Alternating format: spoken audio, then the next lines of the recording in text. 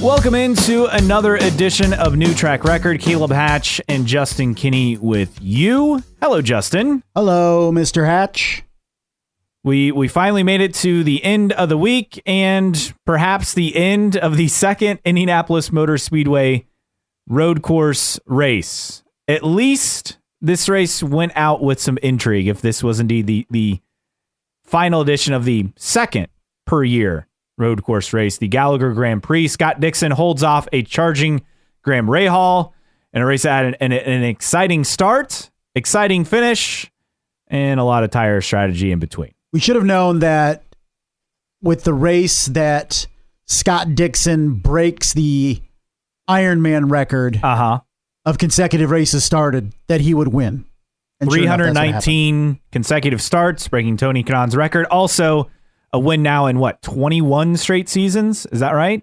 It's or 19. 19, I believe. Yeah. Yeah, because he didn't win in was it 2004? Yeah, it was 2004. They had Ganassi had the boat anchor Toyota engines and did nothing. I mean, absolutely nothing. Back when we had, 3+ engine manufacturers. But Scott Dixon gets the win. First win of the season. Now it's down to Will Power as far as will he get a win for You're the up, end of Will. the year. You got 3 shots left. But we'll break that down coming up here in a bit. Plus, also, we got driver replacements. We have silly season news with Alex Palou. We have silly season rumors with Alex Palou. Plus a handful of other drivers, all to get to on this week's episode. Let's start with the Gallagher Grand Prix, as Scott Dixon picked up the win last weekend at IMS, and we'll do our 3 things. I think first off, my first takeaway was, how in the world did Scott Dixon pull this off? He went from spinning on the first lap, involved in the contact that basically ruined Joseph Newgarden's day and ruined his championship hopes. Alex Palou hit his teammate Marcus Armstrong. Dixon went spinning. I think there's probably another driver involved that I'm forgetting. But Dixon spun. He took advantage of the yellow flags to top off and change tires and just went on a massive fuel save. But he kept moving up the order and cycling out of the lead with pit stops. And then suddenly there he is, the end of the race, final 15, 20 laps. He's the leader. I don't know how he pulled this off, but it's one of those only Scott Dixon and Mike Hull could pull this off kind of wins. Well, it's how could he possibly have pulled it off? And then also, of course, he pulled it off. I think the biggest thing for Scott Dixon was that caution because it lasted so long. He was able to come in, top off, and then had 2 regular pit stops the rest of the day. So he did spin, but he didn't have any damage to the car. And then 2, the yellow was so long, he was able to conserve there and then conserve throughout the race enough to only have to pit 2 more times. So, of course, Scott Dixon was going to be able to pull this off because that's just what he does. And once again, just an impressive drive from him, not just in race form, but also being able to be as fast as he was and conserve like he was. And just a classic Scott Dixon type drive, starting 15th to 1st based on how the yellows fell, or the yellow fell, and being able to get the most in terms of fuel mileage out of the car. And for Scott Dixon, the IMS road course race in whatever iteration, whether in May or July or August or October, he's had so many good results, but yet to win. And now he's won at another track, essentially. Should have known that it was coming eventually, but Scott Dixon gets it done, makes it now 19 straight seasons with at least 1 victory in IndyCar. And Dixon leading laps, too, something that he really hadn't done much of in this event. 34 laps led, second most on the day, just behind Graham Rahal. But Scott Dixon, once again, I don't know how they did it, so I don't even know how to break down how this was done. It was so impressive that he pulled this off, but he was able to save fuel, save his tires, said he was shocked at how easy it was to save enough to do only 2 scheduled stops. Obviously had the unscheduled stop after the lap 1 incident that caught him up in a spin, but He said he picked up about 5 or 6 spots. Then there was the backup. He got spun around, and then they decided to get the fuel mileage and just transition their strategy. But once again, at a track where it's been dominated by the pole sitter in this kind of race, only Scott Dixon could find a way to make it work from the mid-pack. He's the only one seemingly to be able to win races like this and gets another dub. And I think part of it was he wasn't the dominant car all day, so he didn't run a lot in front and have to burn fuel. That was Graham Rahal leading the most laps, so don't discount that aspect of things as well. That's a good point. Let's get to your number one. Well, let's talk about Graham Rahal. It was a good weekend. Being on the pole for the first time in 7 years and finishing second. I know he, of course, wished that he had gotten the win, but it wasn't a case of speed on Saturday or Friday in this sense and then fading on Saturday. Graham Rahal led the most laps. He was there without the Herculean efforts of Scott Dixon and fuel save. Graham Rahal wins this race. Just another indication that this team is on the right track. And from going from the last time at Indy, not making the race, or at least not qualifying for the race before filling in for Stephen Wilson, going from that moment in qualifying to being on the pole in qualifying, quite the dichotomy in that. And it was good to see Graham have a successful weekend overall. It wasn't a bad qualifying effort, good race, or a good qualifying effort, bad race, just a good couple days all around for Rahal. And I think the biggest thing is he had a weekend where he put it all together. Correct. Wasn't one day or the other. Yes. It was an entire weekend. Led practice 1. Obviously, the pole was the dominant car in the race. Just Dixon's strategy. I mean, that's the only thing holding him back from a race win. Now, with this Rahal team, Christian Lundgaard, obviously, with a good result as well for Rahal coming in 4th. So he had back-to-back 4th place finishes, won the pole for the May edition of this race. So you look at Rahal, they're great on this track. They've shown well and shown better. It's just, can they do anything on the final oval of the year? Because that's where they've really, really struggled still on the season. Yes, there are less ovals, but they've really struggled on ovals, and that's kind of the one remaining box to check. I don't know if they can do that at Gateway. We'll see. But that's kind of the next step for this team. But, I mean, for Graham Rahal, obviously on one hand, you have to feel disappointed because you had the best car. You had a great weekend. Everything was done to perfection. You come up just under a half a second short after, taking what was a 6.9 second lead after his final pit stop and whittling it all the way down to just above 2/10 with 2 laps to go. And then at that point, I think was probably just the crossover point in the tires, yep. with the alternates, and Dixon just able to hang on. And also Dixon was saving fuel, so he saved his push to the pass, and then obviously used it in full effect the final handful of laps. Now, it was interesting to watch. So I was there on Saturday, and it was interesting to see, we've talked about this to some extent. The drivers have obviously focused on it a lot as far as lap traffic and dealing with the leaders. It was interesting that Ryan Hunter-Reay, who is a friend of Graham's, held up Graham for, a lap and a half, 2 laps. And then Marcus Armstrong, who we thought would make it tough, moved over right away. Right. How much of a factor did that play in this race playing out the way it did? Lap traffic is always going to be a concern and an issue. You're just not getting rid of that, and nor should I think you should. Nor should you. It's just an aspect of racing. But some people will say, well, Graham Rahal only had a couple more laps. He could have made it happen. Well, if there was a couple more laps in this race, Scott Dixon probably doesn't do the strategy he does anyway. So that's not really an argument at this point. But lap traffic is always a talking point. And Marcus Armstrong, we knew the incidents he's had this year. So for him to get out of the way, it wasn't necessarily surprising. But Ryan Hunter-Reay's out there pushing for position as well and trying to hold on to that lead lap. I have no problem with guys trying to stay on that lead lap. If a yellow comes out, you come around and you can make some moves and gain some positions. But if you're multiple laps down, you definitely get out the way, which is what Marcus Armstrong. He was already one lap down. Yes. And got out of the way and because he was going 2 Hunter laps Ray down. getting lapped. So Correct. he was just trying to So protect. I understand why. You don't want to go 1 lap down, but once you're down a lap and potentially going down multiple laps, you should get out of the way. It's also interesting when you look at like manufacturers. I'm not saying that Hunter Ray did anything wrong, but Honda driver, good friend of Graham's. I was just surprised to see him hold Graham up for as long as he did in the latter stages of the race. Hey, he's trying to stay on the lead lap. No, I get it. He's a competitor. It's it's one of those things that we've talked about at length, and no one seems to care when it's Ryan Hunter-Reay, but they certainly care when it's a Benjamin Peterson, right? Or someone like that. Yeah, so it's just kind of weird. It's interesting how that plays out. I'm not accusing anyone of anything. It's just an observation on how that went.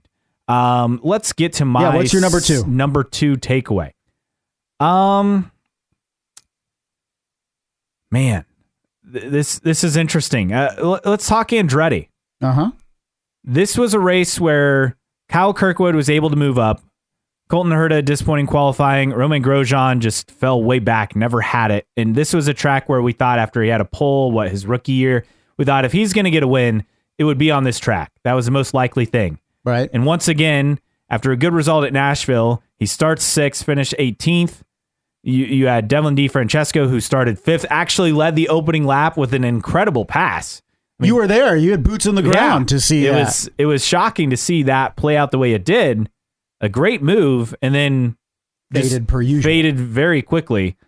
But for this Andretti team, we know they have the best street course package, right? That's pretty much undeniable with how Kyle Kirkwood looked at Nashville and Long Beach and how fast they've been, at every street circuit, winning pole at Long Beach, pole at St. Pete. They've had speed at several other places. But the real concern here is, are they a one-trick pony as far as they're great on street circuits, but I mean, they've raced at the IMS road course since 2020 9 times. A lot. 9 times since 2020. Just the road course. You got to remember in 2020 alone, they had 3 races there and then 2 every subsequent year. It's interesting to see teams, and it wasn't just Andretti, but teams that, you would expect to be up there like Penske, and they were all pretty much mid-pack in qualifying. Ganassi, some of the Ganassi cars struggled. Dixon, mid-pack. Palou, 8th. It's interesting to see how those teams kind of struggled with a track with so much data and so many races. Again, 9 over the past 4 years. You would think it'd be pretty cut and dry. But for Andretti to just be all over the map, it's kind of puzzling. And I mean, Kyle Kirkwood showed himself, but everyone else on this team, it's not hard to say they've underperformed this year. It does need a revamp with this team when you look at it, is outside of Kyle Kirkwood's 2 wins, nobody can do much of anything on this team. In races, they have qualifying speed. True, yeah. Well, where it counts, races is where it counts, and they can't execute in races. Same with McLaren. So that's just further proof of what we saw, and what happened was more of the same on Saturday for this team, and that's why I think you're going to see considerable changes, not just in the cars and the driver lineup, but I also think engineering as well with Andretti Autosport. Well, and that's a part where you got to figure it out, because at Indy, they were not, really a contending team as far as qualifying. Kirkwood was up there late in the race, but that was about it as far as their drivers. So that's my number 2. What's your number 2? Let's talk Linus Lundqvist. And for the second straight race, was very impressive. Qualified in the Fast 12, finished 12th, didn't make an error to put it in the wall like he did at Nashville, but came out of the weekend once again, I think, impressing a lot of people, to the point that already rumors flying around that Linus Lundqvist could be a Ganassi driver next year. A little crazy to me. But well, I'm not necessarily surprised, because this guy did dominate the ladder, and that's what was so egregious about him not getting a chance after winning the Indy Lights Championship, is just how good he was in Lights and before that. And he's making the most of his opportunity. And this is why I get frustrated when people say that Connor Daly never got a fair shake or whatever. This Linus Lundqvist has done in 2 races enough to open the eyes for Chip Ganassi Racing or a power team. That's all it takes, is a couple really impressive runs and opening a door potentially to a big ride. And Linus Lundqvist has taken advantage of it, kept it clean this past weekend. Didn't do that at Nashville, but impressed enough that weekend before putting it into the wall. But 2 races, that's all it's taken for Linus Lundqvist to really open the eyes of the paddock. And we got to remember, we believe he has a deal for the final 2 races of the season, Portland and Laguna Seca. Now, my guess would be he has a deal with Rahal, perhaps. I don't know. I mean, Daly, I would imagine that's the most likely one. Daly for Gateway, and then Lundqvist the final 2 races. Could he be in as a factor for that Rahal seat? Maybe. But he's made the most of his opportunity, which is all we said. The kid needs an opportunity. He's finally gotten it, and he's made the most of it. And fastest race lap, I believe, at Nashville, if I'm not mistaken. So a really good effort by him. In just 2 races, he's shown why everyone has been begging for him to get an IndyCar opportunity, and it's good to finally see that not only come to fruition, but him also live up to the hype. I mean, a fastest race lap in his debut, running quite well. You have to think losing the air scoop on a hot day in Nashville really impacted the crash late, and just rookie mistakes are going to happen. And then advance out of Q1, impressive, and then a solid performance, above mid-pack. I mean, you look at IndyCar and you used to think, oh, that top 10, not a big deal back when there are, 17 to 22 cars. But when there are 28 cars out there, anything, in the upper half of the field is pretty good with how tight and competitive things are. Especially without the seat time that Linus Lundqvist has not gotten in IndyCar outside of a test here and there. So just an impressive performance once again from Lundqvist, and it's going to lead to him at this point having a full-time opportunity with somebody, maybe that's somebody as good of a team as Chip Ganassi Racing next year. What's your number 3? My number 3. I want to talk about just the event as a whole. Oh, you stole my 3. Okay, go ahead. Okay. No, go ahead. I mean, I get that this was probably it as far as the IndyCar NASCAR doubleheader, at least for now. Weekend, for now. If they alternate oval and road course, you could see it in every other year on the IndyCar schedule. And I didn't see as much of a benefit in years past of IndyCar being second fiddle, and I get it. IndyCar fans don't like seeing that. I don't like seeing that, but it is what it is. That's the only way they could make these kind of weekends work, and it's just the simple fact that Penske owns the speedway, so that's how they're able to do this. But the crowd up from last year. Yeah. They estimated, and I don't know what to believe, but they estimated 60,000, on Saturday and about that on Sunday. It's just such a cavernous and facility. For, Who knows? Previously it felt like, okay, IndyCar race, but there are a lot more people showing up toward the end of the IndyCar race than there for Xfinity.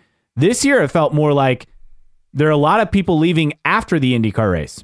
Just really? Being like, and I had to leave right after to head back up to Fort Wayne, but it just seemed like there were a lot of people only there to see the IndyCar race. And I found that interesting because it almost felt like the opposite before, where people were more there to see Xfinity on Saturday, and the crowd was still kind of filing in the latter stages. Anecdotal, I get it, but this event never kind of lived up to maybe the hype we thought it could turn into. And even with some NASCAR stars, running Xfinity, or IndyCar guys running Xfinity, or even Cup, and, the international flavor NASCAR got for this event this year with Jenson Button and Kamui Kobayashi and Shane Van Gisbergen and Brody Kostecki and, guys like that. I mean, you had some intrigue, but it never, to me, felt like it lived up to the hype. Good weekend, like good event, good weekend. And I think it's definitely helped the NASCAR event, move a little bit away from being on life support. And they'll go back to the oval next year, and then people will all complain that the oval racing's boring. And then hopefully they'll rotate every other year. Does IndyCar need to be racing twice a season at the road course? No. But I will say having a decent event and what I expect to be the final second IMS road course race in a season was refreshing. It was refreshing to have some intrigue in an event that outside of a rain impact, whether it's in May or in August, has been pretty lackluster. I've been vocal about not liking the second race for good reason. But what I do like about this weekend is having the series together in one place and it being an iconic locale like Indianapolis. I think it is beneficial to IndyCar to have the NASCAR guys there to see their product firsthand and the interest that can be drummed up. Who knows if Kyle Larson's any type of conversation with Kyle Larson over the last couple of years with McLaren or whoever started was an impetus or helped by this crossover weekend.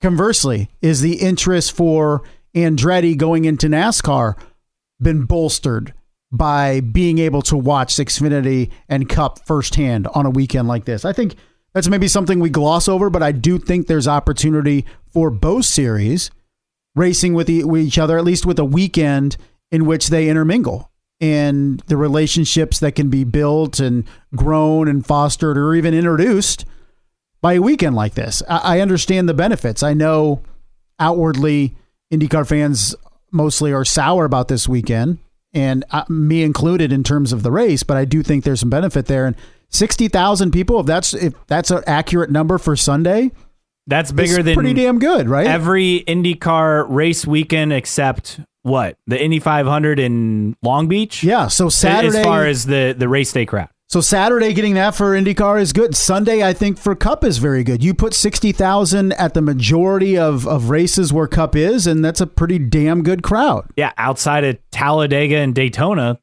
Right. That's a draw. That's a really big crowd for Cup. It's a really big crowd. Now, it's such a cavernous facility, doesn't look good, but I would have to think that IMS would be happy with 60,000 in the stands next year for the Brickyard if it goes back to the Oval, I would imagine. So I think it was a successful weekend for both series and the track in that respect in terms of attendance. I don't like the event itself, but I understand how it and why it's been valuable. And it is maybe something I'll miss that going forward, IndyCar and NASCAR don't have a crossover weekend going forward. But I just, it grows stale with IndyCar being there. And I know people, it doesn't bother me as much as IndyCar being quote unquote second fiddle at the Speedway for a weekend. Doesn't really bother me as much as it does other people. But I do think there's some positives to take out of what this relationship has been over the last couple of years at Indy. Yes, I think it was, now that we feel like it's nearing its end. I think maybe you're more inclined to see the benefits. Yes. Yeah, I agree. In the moment, it's definitely a negative. But looking back, there was, as you mentioned, some benefit. And I think that's good. I also think it's good, though, that they're hopefully going to not do this again next year and race at a different track. Because what does the series need? It needs more ovals. And that's hopefully what is happening. And I think that there were a couple outlets talking about wanting to continue this somewhere else. Is that Iowa in some capacity? Is that Milwaukee at some capacity? Is it Watkins Glen in some capacity? Would IndyCar benefit from being a Saturday race at Watkins Glen feeding into Xfinity and Cup, where they've gotten really good crowds of late at Watkins Glen? I think that'd be a benefit for IndyCar. So hopefully this relationship doesn't end with the road course going away on the Cup side. And we pretty much fully expect NASCAR going on the oval because everything has been teased out. They obviously had the tire test this week. Even the renewal messaging, 30th anniversary, they're hyping that up. They have the car. It says come back around for the renewal, and the car going, in the oval direction. Yeah, across the yard. It's pretty obvious. They can't make it official because Cup hasn't released their schedule for next year yet. But it's all but it's happening. A done deal. Is it an alternating 2 days or 2 years? Oval road course, oval road course. I don't think that's a terrible idea, but it'll definitely be on the oval next year. Yes. So is it my third? Yes, we still got to get to my third. It's your third. Felix Rosenqvist got caught up in that first lap melee, finished last, 17 laps down. What's the future for Felix Rosenqvist? Is he in McLaren next year? Does he need a change of scenery? I think he's a guy that, if you talk about bad luck, has been bitten, in my opinion, by legitimate bad luck more than any driver over the last couple years. And once again, it reared its head for him on Saturday. And a guy that just sometimes I feel for, because when he's in a position to be an impact guy, more often than not, he just seems to get caught up in stuff. And Saturday was no exception. Do you feel like we're in a swan song over the final 3 races as the last 3 races that Felix is with McLaren, or do you think him coming back next year?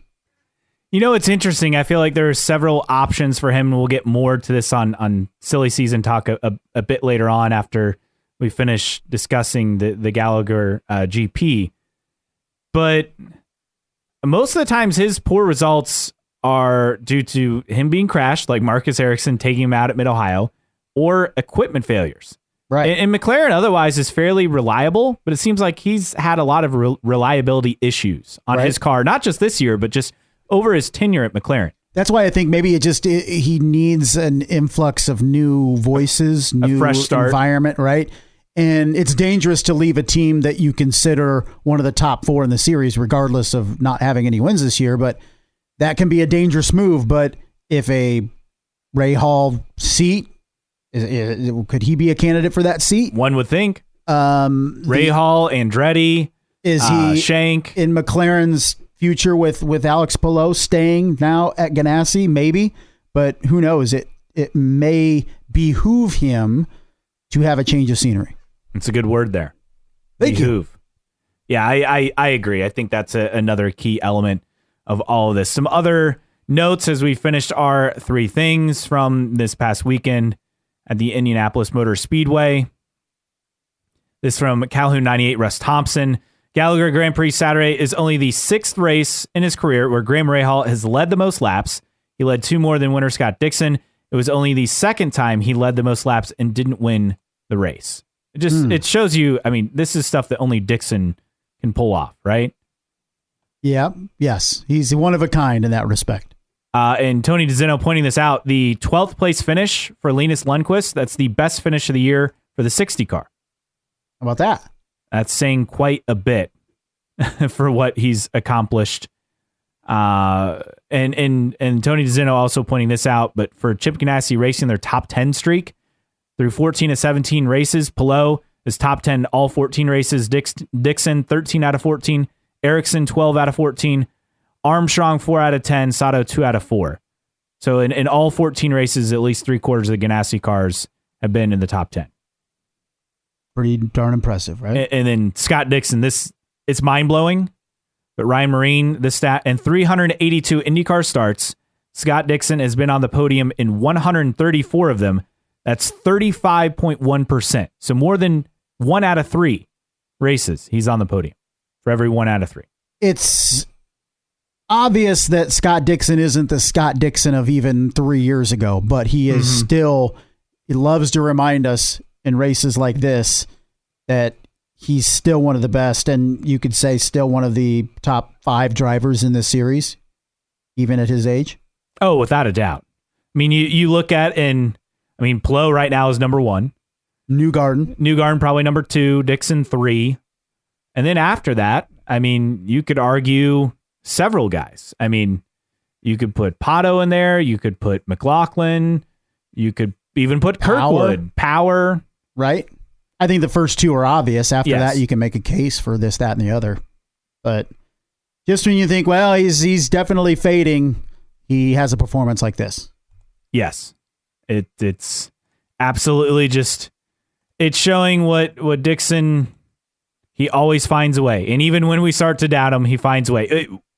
Which race is more impressive? Portland 2018 when he drove through the dust cloud and emerged, or his win on Saturday? Portland, just because I still don't understand how he got through that without having any contact. I agree. Another note, Kyle Busch got a 2-seater ride over the weekend. Oh, really? Yeah.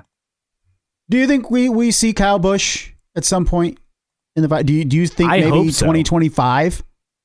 I hope so. That's why I think it should have happened for next year. That's why I think Kyle Larson, maybe that seat would have been open, and we've read that about McLaren. It is maybe could have been that guy if Kyle Larson wasn't. This is why I think these crossover weekends help. It keeps in the consciousness of drivers like Kyle Larson before, and now Kyle Busch is being exposed to IndyCar directly, not watching it, hearing about it, blah, blah, blah. You're directly there. And I think that continues the itch for NASCAR drivers interested in running the Indianapolis 500 or IndyCar. And I think conversely, it helps on the other side with Michael Andretti and stuff being more and more immersed into the Cup side of things, looking, of course, to join that series in the near future. Meanwhile, we talked Kyle Busch and Kyle Larson. They unveiled his livery, very similar to Scott Dixon's livery. So good luck to the spotters there. Same orange and blue colors with Hendrick Cars as the sponsor. He's done some simulator work, I believe, is Mid-Ohio in the sim that he did. And the plan is for him to participate in the off-season test on the oval in October with Arrow McLaren. Good to see. Good to see. The livery unveil is done. They even have shirts already up for sale. Yeah, hitting the ground running. Yeah, of course, you got to make sure you monetize all of those things as fast as possible. So now, his ROP, again, will be in October. Yeah, that which we see is that's going to be at Texas, or is it going to be at Indy? At Indy. But is it going to have there was thrown around that maybe would have a test at Texas at some point? Perhaps. I think we could maybe see that next year or later this offseason. Early, but even in October at Indy, you never know what the weather's going to be. Oh, that's true. So, I mean, early October is usually you should okay. be good early October, but hopefully that goes off without a hitch. Yes. All right, so that's the fun stuff, talking about a race. Let's talk contract drama. Man. Okay, what do we got? So first off, obviously everything around Alex Palou. So what happened over the race weekend, if you live under a rock, is that Zach Brown sent a letter around to the McLaren team saying that Alex Palou will not be with the team for the 2024 IndyCar season. Now, there are a lot of things, and Jennifer and I are breaking this story to AP, a lot of questions, about, how did this work? So Monaco Increased Management, which was Palou's management team, They said that Palou didn't have any conversations with them, stopped taking their calls. MIM says they support McLaren. This is from Fryer. In a Wednesday call with Palou mentioned nothing of a change of plans, confirmed McLaren also advanced Palou a portion of his 2024 salary. Remember, the heart of all of this from last summer was simply Palou was on a really cheap contract, somewhere in the very low six figures, $200,000, $300,000 a year, back when he signed with Ganassi. He goes out, wins the championship in year one. He wanted a big increase in pay. Didn't get it.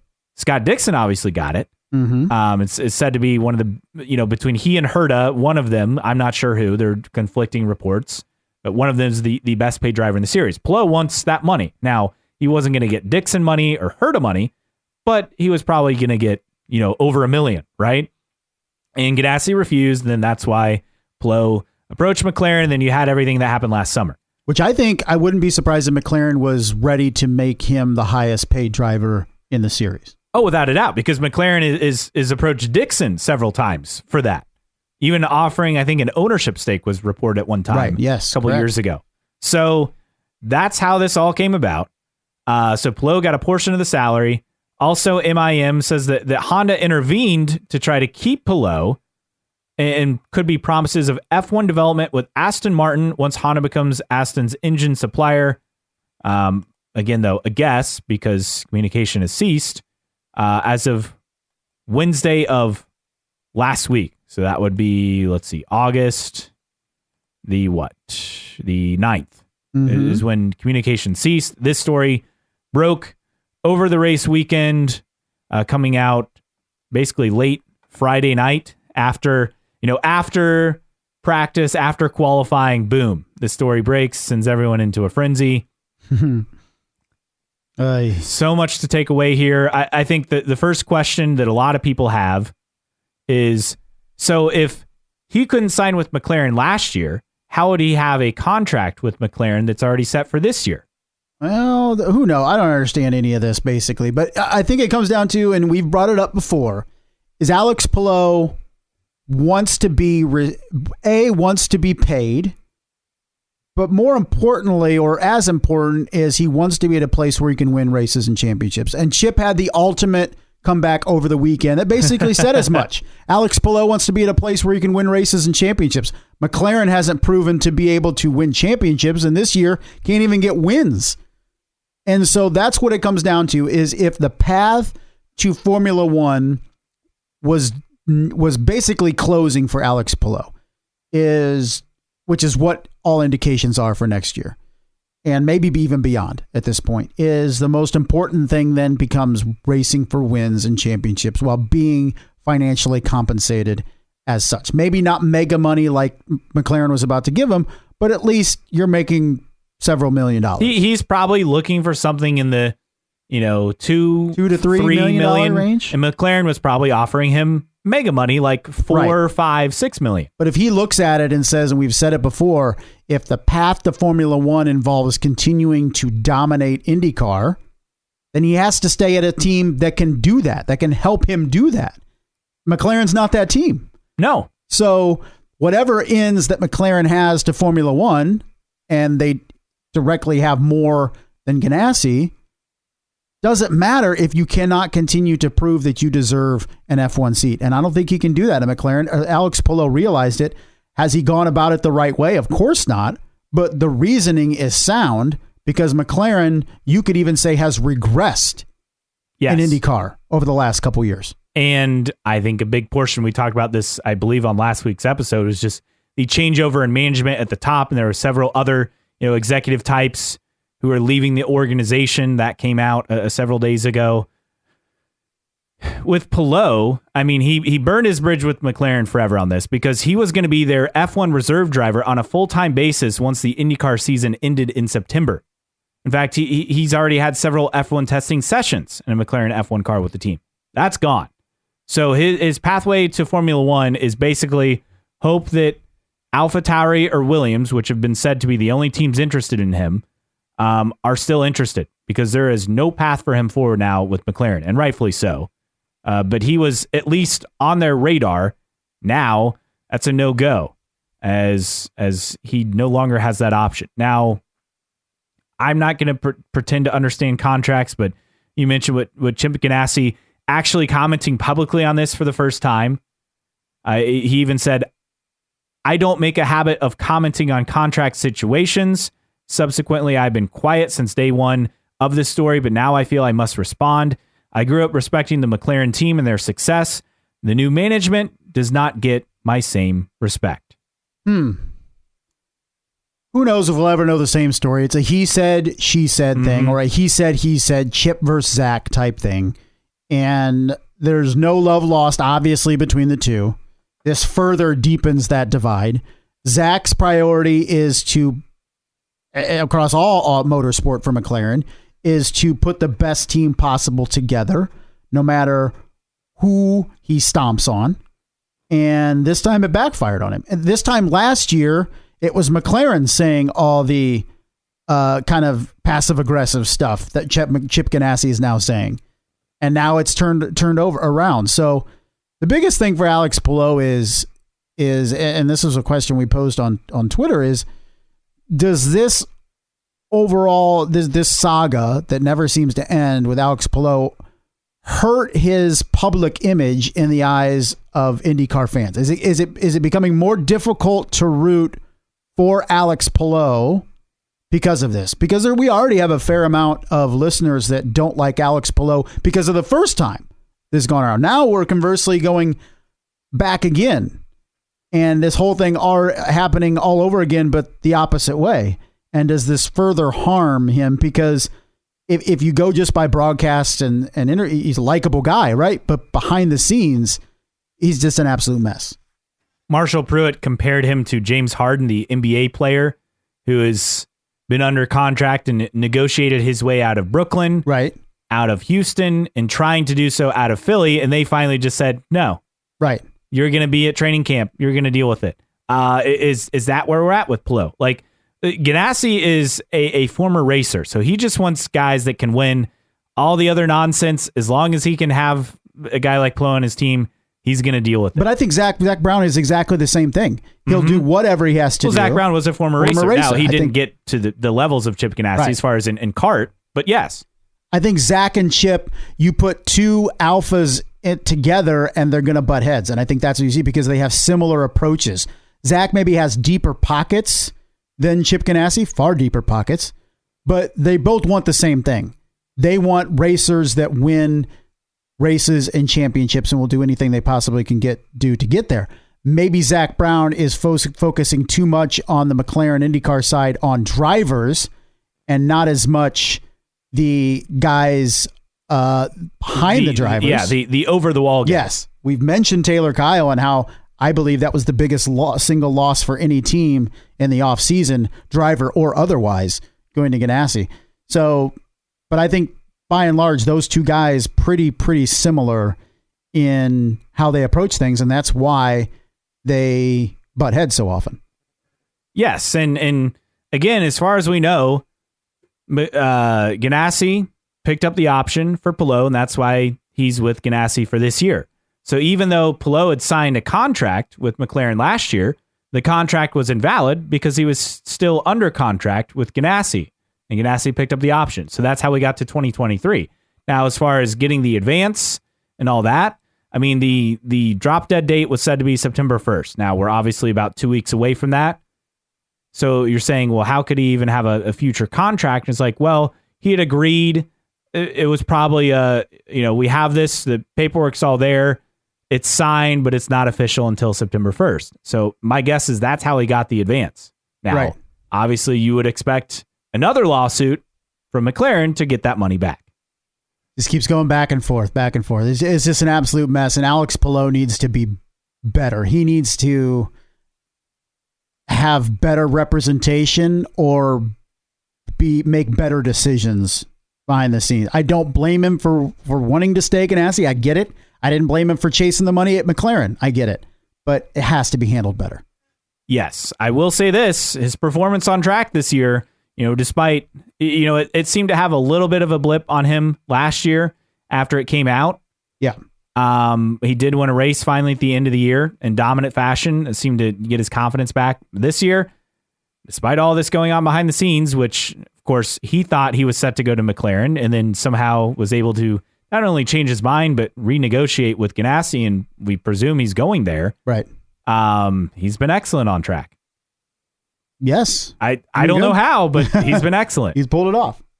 Absolutely. So that's obviously the first shoe to drop in silly season. And until everything is buttoned up and confirmed, look, we expect him to return to Ganassi next year.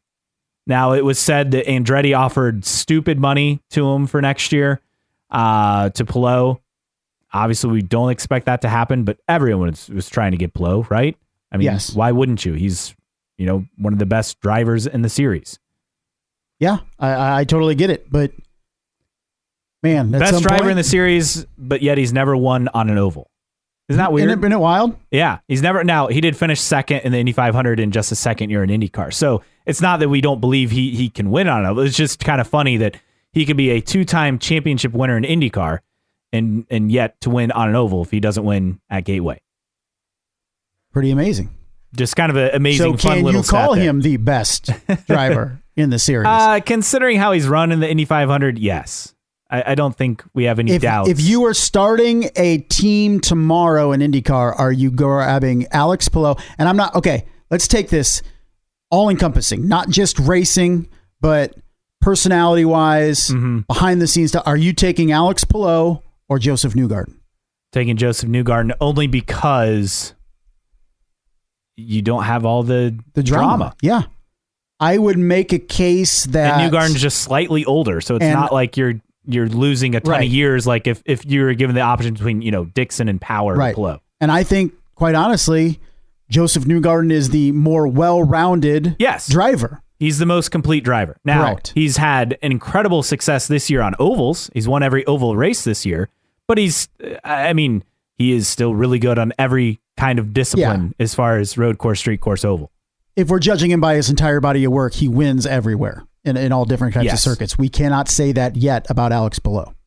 Just an interesting thing. Now, meanwhile, in other silly season news, well, we got some silly season news for 2023. Jack Harvey out, Connor Daly in for the number 30 car at Rahal, Letterman, Lanigan Racing at Gateway. Not really a big surprise for Jack Harvey. I mean, it's been a struggle. Just one top 10 in his time at Rahal, and that was in Nashville. That's it. He was a driver who you thought was going to take that next step, moving from Meyer Shank to Rahal, and it never came together for whatever reason. But he was on a good trajectory until his time at Rahal. And then last year was just a disaster, and this year was unfortunately for him more of the same. What could have been if he stays? Yeah, Meyer Shank both ways, because Meyer Shank has struggled since Jack Harvey left. That's true. Who knows what could have been, but this was a move that you'd seen a mile away. Nothing surprising in this. You're going to use the final 3 races to audition some guys. Connor Daly gets the start at Gateway just because of the experience, in my opinion. Yeah, he's really good at Gateway. That's perhaps his best track. I don't think he's a serious candidate for that seat. No. And then the final 2 races, do we see Linus Lundqvist there? Do we see 2 different drivers there? I believe it's Linus Lundqvist, because that was rumored as far as him having a deal for the final 2 races of the year.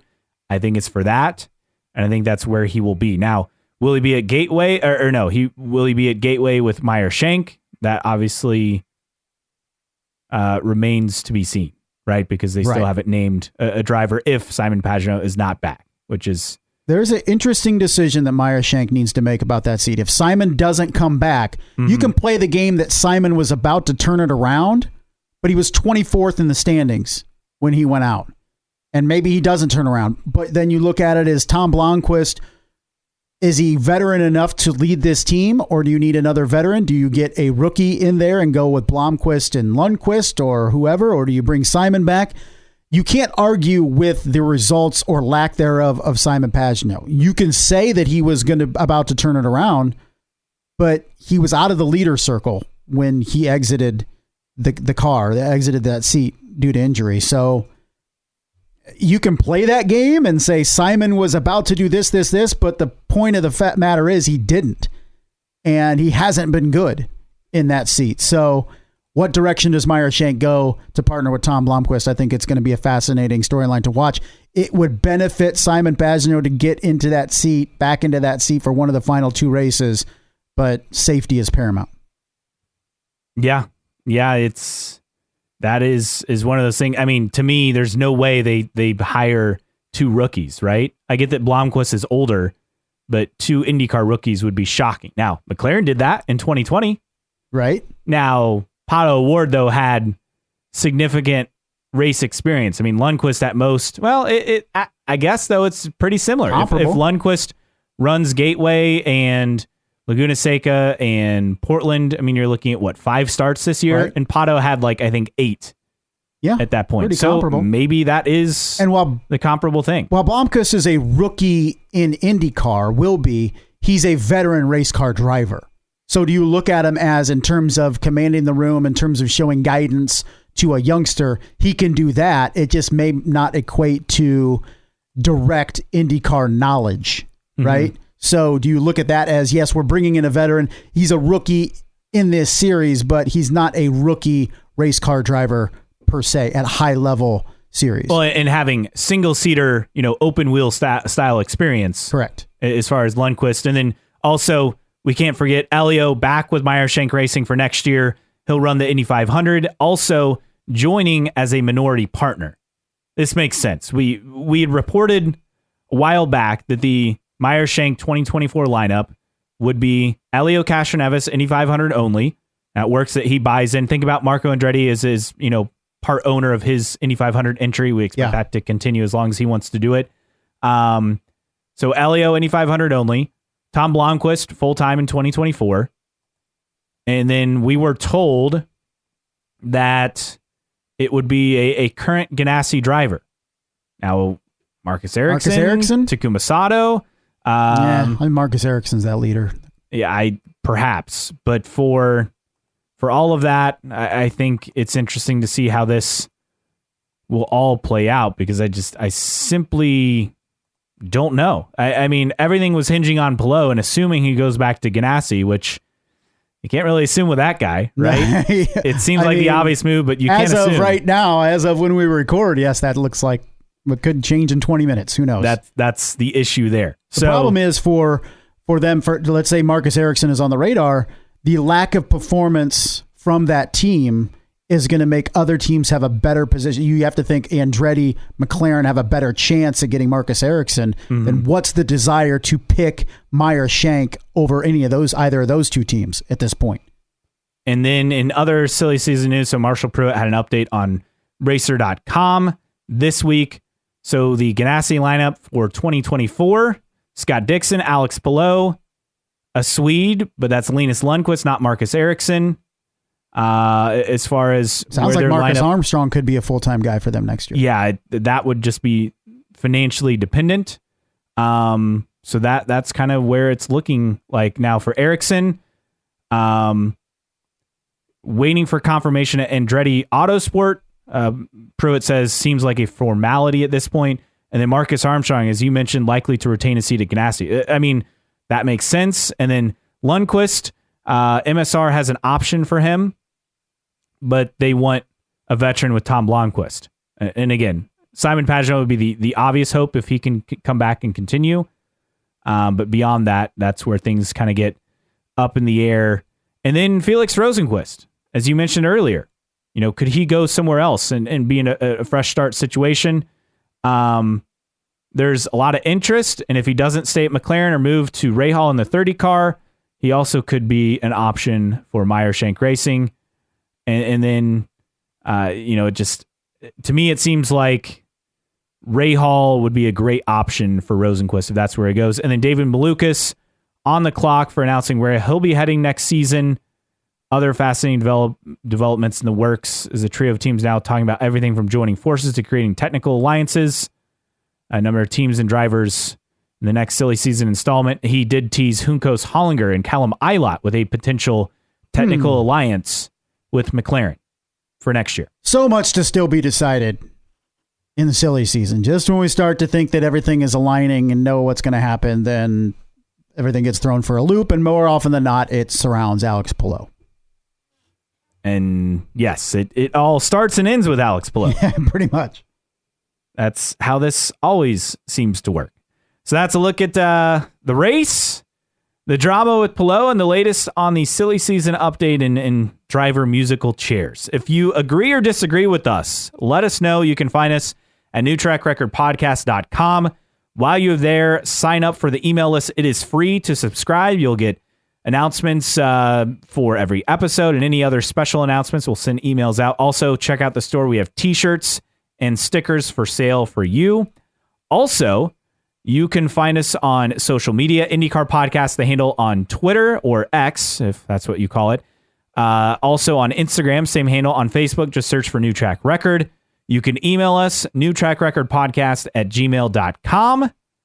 And you can always reach us on your favorite podcasting platform, Apple Podcasts, Spotify, Google, Amazon, Overcast, CastBox, wherever you listen to podcasts. Download and listen for free. And we'd like to thank our Patreon subscribers, patreon.com/newtrackrecord. Thanks to Xavier, Rob, and others for their support. Again, you can just chip in $1 a month and be a Patreon subscriber for us on there. All right, time for the mailbag, and a lot to get to in regards to the happenings over the last week or so, and that we had plenty of, and a lot of it regarding Alex Palou. Jeremy from HPG saying Alex signs all contracts in disappearing ink. It's pretty funny. As far as you posted a poll on Alex Palou, and is it becoming tougher to root for him with the off-track drama and contract shenanigans? Nearly 58% of you said yes, 42% said no. Ton of votes in this one. Thanks to everyone for participating. Hickey93, people always quick to judge. Let the man do what he wants. I mean, that's fair, but if you're signing contracts, it's not that easy. And contracts do have to mean something. Yeah, and I get in IndyCar, we always joke, contracts can always be broken. But what we've seen play out with Palou is why that joke exists. Like if you're getting paid from a team that you're joining already, that you owe a certain amount of commitment to them, because they're showing you a financial commitment before you're even in the seat for them.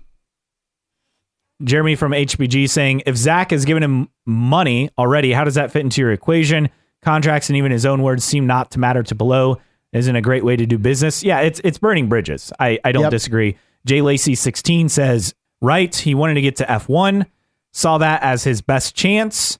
Don't know the conversation between Zach and him. Piastri wasn't settled, so it looked like he could have a seat. A lot of responses on this, obviously, because there's a lot to break down. Arcole, I don't mind it. Honestly, the series has been missing this kind of off-the-track drama for some time now. And the fact that this actually made some news sources outside of Racer and Indy Star is good for the sport. I would agree. I think any drama is good drama. People always clamor for stuff like this, and then when it happens, a certain amount of people are like, oh, IndyCar doesn't need this, or oh, this is ridiculous. No, this is exactly what you want to pique people's interest. Poet Shevchenko says, not tough to root for him, but I do have to ask, who is advising him how to go into business with teams? Because these gifts, I think, describe it well, and it's bridges getting blown up. I feel like the ones advising him he's either distanced himself from them or vice versa. And is it him or is it the management teams? Can't be the management team anymore because he's no longer with them. True. JP_Orlowski 27. I really, really think he's a great and pure guy, but reading the article from Jenna Fryer, it made it seem like he kind of just got his initial payment and benefits from McLaren and then said, peace, Zach. I hope that's not the case, but, and an upside down smiley face. It sure sounds like it, doesn't it? Hunter's Way 67. I stopped rooting for the guy once he joined CGR. All the contract stuff last year just cemented it for me. The Roth said, can't be less than 0, so no. Gray_dog. No, totally not, but he might fumble the bag, LOL. And then Racing is My Life on Twitter said, to be honest, I think it's incredibly funny, and I kind of respect him more for making another silly season so entertaining. On one hand, it's true. It's tremendous content. And that's what we're here for at the end of the day. He is delivering us plenty of content, and for that we can be thankful. All about that trim con. Gotta bring that stuff in. So that's thoughts on Palou. Meanwhile, elsewhere on tweets and where things stand, let's get to rate the race. So where would you rate the race? I had it as a 7. I think it had some early race drama, some late race drama. Middle was kind of and one of the better races that we've had in the spring or the fall at Indianapolis. So I give it a 7. What about you? I'm going to go 7.5, just slightly better. You had a unique perspective. You were there. Yeah, I was there. I think the middle portion was uneventful, tire strategy, fuel, but the beginning and the end did just enough to move the needle up a little bit. Jeremy from HBG gave it most of the races a 6, end of the race about a 9. Good stuff. Yeah, exactly. Poet Shevchenko, I don't think a race with a spin and win could be lower than a 7, but what is the score really? Started with an unusual top 6. The RLL cars held the lead well. They also had the greats of the series working to the front. Battle at the end of drivers hungry for a win, gave it a 9. Big D Kart gave it a 7. I know folks like to crap on the Indy road course, but it was a fine strategic race. Hunter's Way 67. Graham chasing Dixon at the end was exciting. If Graham Rahal had his sticker reds, maybe he catches them. Huge turnaround for him in RLL since May. Audi F1 engines, laps 1 through 70, solid 5. Final fight for P1 bumps it up to a 7. Yeah, it's fair. Daniel SEM 2004 gave it a 6. Good race, but typical of a race of the Indy road course. I'm Analog gave it a 6. Race sounded more entertaining than it looked. P. Gaynor 14 gave it a 9. Love a good strategy call. Jimmy B 44-140 gave it an 8. Run_Mark_Run gave it a 9. Clean race, great strategies. Just needed one more pass at the end to get a 10. Yeah, I think that would have changed everyone's outlook, right? I would agree, but I am firmly in the camp that there was no way that Scott Dixon was going to let Graham Rahal pass him. True. They were going to either crash or Scott Dixon was going to win. Scott Dixon was going to win. Christos, about a 6. Typical Indy road course lately. Not very exciting. More of the fuel tire strategy. And we also had an email submission as well. This from Brad. 8.0 Masterclass by Scott Dixon. Fun rooting for RLL. Yeah, the crowd was really behind Graham Rahal, and obviously so. That's not surprising. They rarely have had the opportunity to be firmly behind him in a good position to win a race. Not since, 2021 at Indy. Right. Yeah. It's been a bit. In 2020, the crowd wasn't there, and he had one of the 3 best cars in the field. Yep. So that's a look where things stand on Rate the Race. As far as the TV rating, we didn't talk about this, but Gallagher GP 0.3 rating, 556,000 viewers. Remember, it's on USA. It was up against Titans Bears, as Arkle points out. But again, the last time this race was on cable had 502,000 viewers. That from Poet Shevchenko. So between Road America and Mid Ohio, as far as it was in the middle, as far as USA races, going to be behind Mid Ohio just because of the NASCAR lead in, well, at least non-lead in with Chicago. Yeah. $500,000 for a cable race. I'll take it. Yeah. It's all right. I think that's pretty good. So that wraps up the mailbag for this week. News and notes time. And the racer mailbag had a couple interesting notes. First off, Marshall on Milwaukee says they're trying, but I haven't heard about anything being done for 2024. Again, schedule usually comes out a month from now, so there's still time. So that was interesting. And then as far as interest, so on the mailbag, and this comes after the silly season, or after or before the silly season article? It was before. Before. Okay, yes. So Ericsson on the way to Andretti. This is not a surprise. And then McLaren, again, I mentioned that linkage with Callum Ilott, which I find fascinating because I think Canapino, in my opinion, has been more impressive this year. But at least based on preseason expectations. Yes, maybe that's what it is. I don't know. I don't understand. There's a lot of hype with Ilott, but I want to see the results delivered. At least some runs that exceed expectations, which I don't think we've seen enough of them, particularly this year. No. Meanwhile, Scott Dixon wanted Shane Van Gisbergen to give IndyCar a try. That didn't quite work out. Nope. Now he's on the fast track to full-time Cup ride. He will be a Cup driver next year. Elsewhere so Connor Daly, as far as the number of teams, so he will have driven for 3 different teams in a season 2 times in 5 years. In 2019, he was with Andretti, Carlin, and Arrow McLaren. And then this year with Carpenter, Meyershank, and Rahal. Then you throw in Foyt, Coyne, Harding, and so many other teams. 9 different teams in his career. The master sub of this era. Yes. He has become that driver. Jay Fry posted a tweet. I believe this is at Sebring, but Will Power and Scott Dixon testing the hybrid units for 2024. I had heard some scuttlebutt that there's potential of things getting delayed yet again. And I think it was largely due to parts issues. Well, that was the reason why it was moved back a year. Yeah. So let's hope that continues to progress forward. Also, this really, really cool, and there's a video, but a throwback livery for Colton Herta at Laguna Seca in the season finale. So if you recall, Colton got his dad's 1998 race-winning car back when he actually drove for Rahal at the time. It was a Shell-sponsored car. It was black, white, and then yellow for the colors. And that was a gift, back in May. Well, then Andretti decided to do a throwback livery, and it'll be Gamebridge the sponsorship, but it is pretty close. And I mean, you have the color scheme to work, Gamebridge yellow and black, and obviously you can add some white on the car. This is a really cool looking car. You can check out the video on Andretti Autosports social media, and proving once again that IndyCar desperately needs a throwback race. You don't necessarily need the sponsors of old to pull off a throwback race. And I don't know if IndyCar understands that.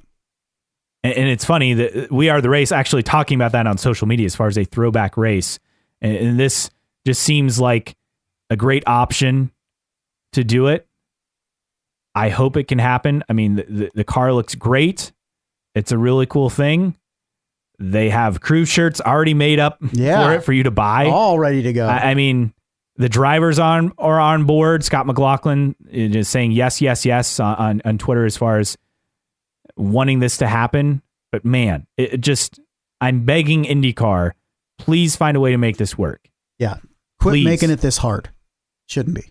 this should absolutely happen. And maybe this livery, maybe this is the beginning of that as far as making this work. Let's hope. I hope so. Other notes to get to before we wrap things up on the show for this week. So we talked about the livery, and I guess it's just time for tweets of the week. So Tony DeZeno, Palou, meanwhile, in P7 posts his second worst finish of the year. P8 is his worst. He's got more contractual dramas than finishes outside the top 10. Oh, man. And then David Malukas David on Twitter. If you caught Bus Bros, you'll get this joke. If not, you won't. But he tweeted, "No way the man that was shirtless thirst trapping on 100 Days to Indy," referring to Newgarden, is calling me an F-boy. That was when they were doing their interview on the Nashville streets on Broadway. Yeah. Pretty funny. And then Indy 44 with this, waiting for this TV series announcement. And he's got a picture of Alex Palou in the middle, Chip Ganassi on the left, Zach Brown on the right, with a caption, 100 Days to the Courthouse. Seriously feels like that. It certainly does. All right. Oy. Random split error driver of the week. Well, time. we thought we had exhausted our early IRL days of random split error drivers of the week, but not possible. Not possible, because we have one and you have the information. I found it and brought it up on the screen. So you have the information from the inaugural season of the Indy Racing League. Rick DeLorto. I have never heard of him. This is crazy. So in 96, DeLorto Motorsports driving a Lola T92, which would mean that's a pretty old chassis. Buick engine, did not qualify at Walt Disney World, the season opener. And that was it. The series opener, even. Yeah. He attempted to race in 2 kart championship races in the fall of 82 during the split with USAC at the Milwaukee Mile and Road America. Failed to make the field in either of those races either. He made 7 starts in the Formula Super V Robert Bosch Valvoline Championship in 85 and 86. 2 American IndyCar Series races. In 89, he made starts in. And then he tried in the IRL. Again, 4-year-old Buick car, Lola chassis. Didn't complete his driver's test. Not allowed to qualify. He had a 4-year-old car. But the best thing is, he still earned $10,000 for his entry. How about that? They were just throwing money around in the early IRL days. That's amazing. Could you imagine somebody showing up right now, 4-year-old Buick powered or a Buick engine in a Lola chassis, and just didn't have what it took to qualify, even attempt to qualify at Walt Can't Disney imagine. World. So that was it. He was active in high-level amateur SCCA racing as of 2006. You know what's interesting too is that 1996 season he was 47 years old. So this is not a young cat either. This is like Buddy Lazier a few years ago, in the Indy 500 when he was 47, 48 years old. Yeah, still waiting for that Flynn Lazier entry. Right? Yeah, where's that at? But yeah, one and done. Didn't even appear in a single race in the IRL, but we found a hidden gem in the inaugural season of the Indy Racing League. So Rick DeLorto, this week's Random Split Era Driver of the Week. For Justin Kinney, I am Caleb Hatch. We'll be back next week to talk all things IndyCar. I'm sure we'll have more silly season nuggets. Plus, I think we can maybe expand on this whole throwback race and make it happen. A lot of people with some ideas for Milwaukee or Gateway going back to a night race. I think we have some good options here. Yeah, we'll expand on those ideas. And I think we can look at some options for the teams too. I think all of this is some good content for next week. So we'll try to get to that next week unless all craziness breaks loose on silly season. Very possible. Which, yes, absolutely could happen. So for Justin Kinney, I'm Caleb Hatch. Thanks for joining us on another edition of New Track Record Podcast.